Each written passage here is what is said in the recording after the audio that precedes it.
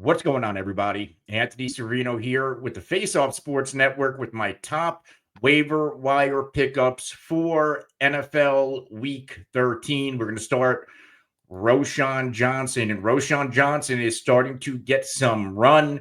He's had at least 8.2 PPR points in back-to-back games. More importantly, he has scored a touchdown in back-to-back games and scored 3 times in 5 games since Week 8. The goal line usage is coming back. He has 6 red zone touches in the past 2 weeks, including 4 of which inside the 5. So when they're inside the 5, when they're in the money zone, Roschon Johnson is getting used. Now, he only had 2 carries for 2 yards last week. That's a little bit scary because they're telling us that, hey, he's not going to be a 10-touch running back like we used him in week 11, like we've seen him in weeks before.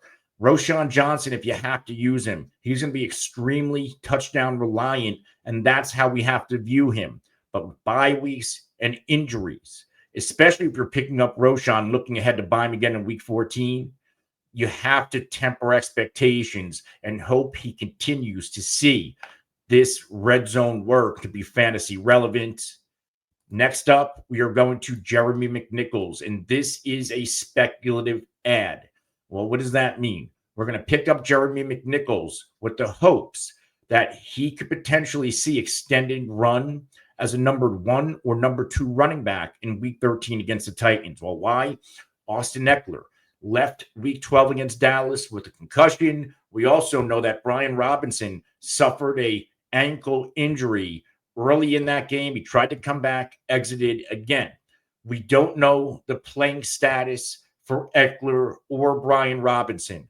But if one or both of those players misses this week against Tennessee, Jeremy McNichols should be a locked and loaded starter on your fantasy team when he gets the opportunity. We've seen Jeremy McNichols deliver this year, notably week 4 against Atlanta. 8 for 68, 2 touchdowns. Week 5 against Cleveland, 7 for 44, another score. He even scored in week 10 against Pittsburgh. This is a run-centric team. The enemy defense has to focus on containing Jaden Daniels. Jeremy McNichols might not be the most talented back on the depth chart, but this is a prolific running game. This is a running game where the defense, once again, they got to stop Jaden Daniels. And there's going to be open running lanes for Jeremy McNichols. There's also going to be goal line opportunities for Jeremy McNichols to score the football. He's an absolute smash start this week.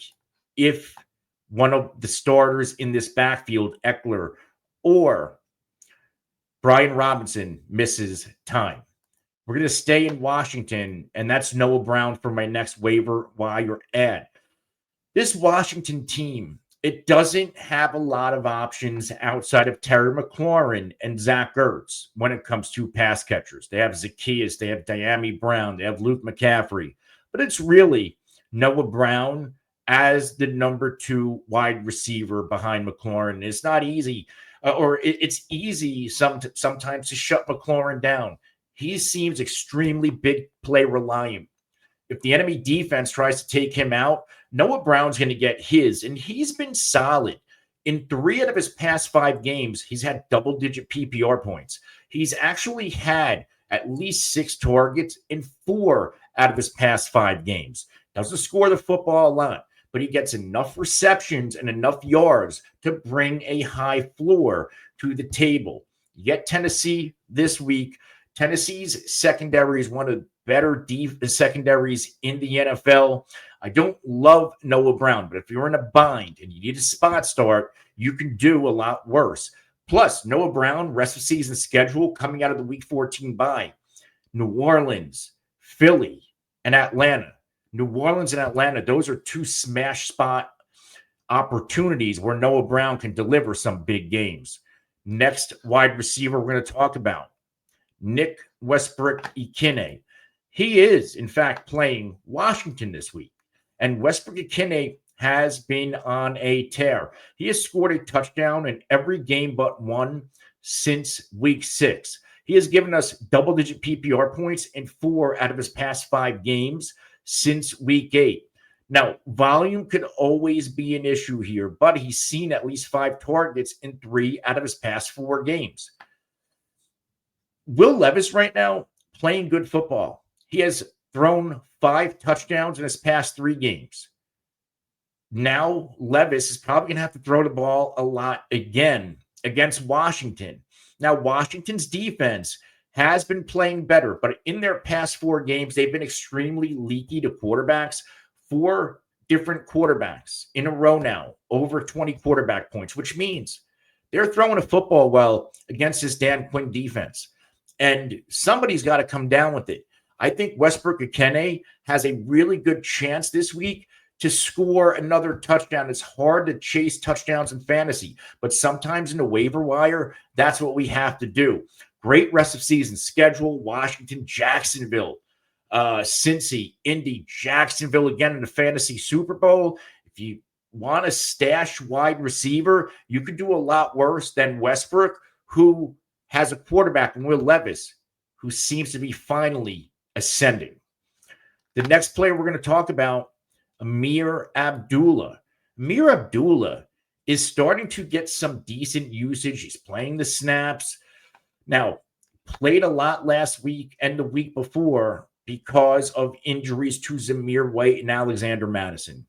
But even if both Zamir White and Alexander Madison return, it seems like Ameer Abdullah is really carving out his role as a pass catcher. 2 straight games, at least 6 targets, 3 receptions, 16 yards, and a touchdown. Touchdown now as a receiver in back-to-back games. Not a great runner, but that's not why we are picking up Ameer Abdullah. We're picking up Ameer Abdullah because in garbage time and when the Raiders are trailing, which is a lot, he's going to get some run as a receiver. No more Gardner Minshew. This quarterback room is a mess, which means there could be even more check down opportunities for Abdullah. This week they get the Chiefs. We're going to expect the Chiefs to control and dominate this football game. I can see Ameer Abdullah on the field a lot, even if those other runners come back, and he could provide another double-digit PPR floor week as long as he's getting those pass-catching opportunities. And if you look ahead, Chiefs, Tampa, another good offense. Atlanta, another good offense. There's 3 straight weeks where Ameer Abdullah could be dominant as a receiver out of the backfield, which means we can use him in fantasy. Next up, we are going to Marquez Valdes-Scantling. And MVS coming out of his bye. If he's on waivers, I would consider picking him up. We know in the 2 games going into the bye, at least 87 yards, 2 receptions, and a touchdown. He has 3 touchdowns and over 200 yards in that 2-game period. Now, only on 5 receptions. He's only had 7 targets combined in weeks 10 and 11. But there's not a lot of wide receivers in this wide receiver room. And MVS is in that vacated Rashid Shaheed role. He's going to get a couple of deep targets a game. And as long as MVS catches it, which he hasn't always done well in his career, he's going to give us some big plays and some fantasy production.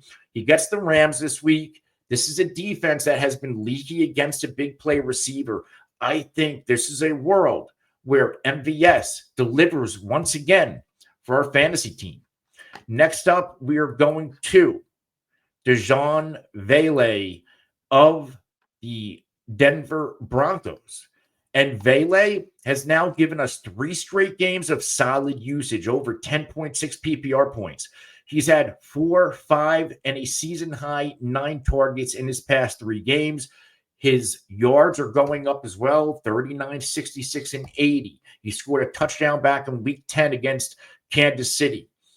The floor is getting higher on a week-to-week basis. We know Courtland Sutton's the guy, but I think Vele and his big body frame, big slot, is emerging as the clear-cut number 2 wide receiver in this offense. We know Bo Nix is throwing the ball better. He's getting better on a week-to-week basis. And they have a solid schedule coming up, starting with the Cleveland Browns this week. We know that Cleveland defense, they can't stop anybody through the air. they're decent against the run, which means this could be another big bow Knicks throwing the football week. And if that happens, look for Vele to compile another high floor game for your fantasy team.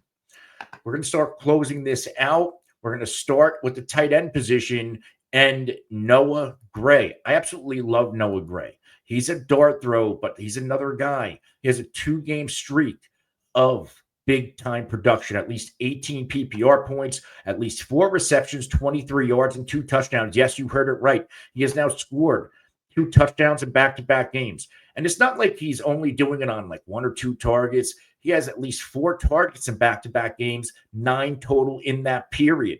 What I love about Noah Gray is that he is attached to this Kansas City offense. It is starting to be loaded with dudes again, right? It's not just Kelsey anymore like it's been. They got Juju back, Hopkins, Worthy, Kelsey. They got Pacheco.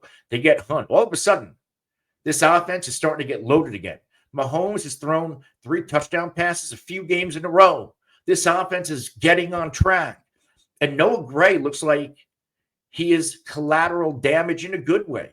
Because when the enemy defense is trying to stop Travis Kelce, Noah Gray is running wide open. If you need a dart throw tight end, Noah Gray's your guy this week. He gets the Raiders, and the Raiders have been smashed by the tight end position in 3 out of their past 4 games. They obviously shut down Adam Troutman last week. That's not hard to do. But I think there's a world where both Travis Kelce and Noah Gray deliver big time in fantasy. So if you need a tight end, I get Kelsey's there. The matchup is good enough, and the usage is there for Noah Gray to once again deliver.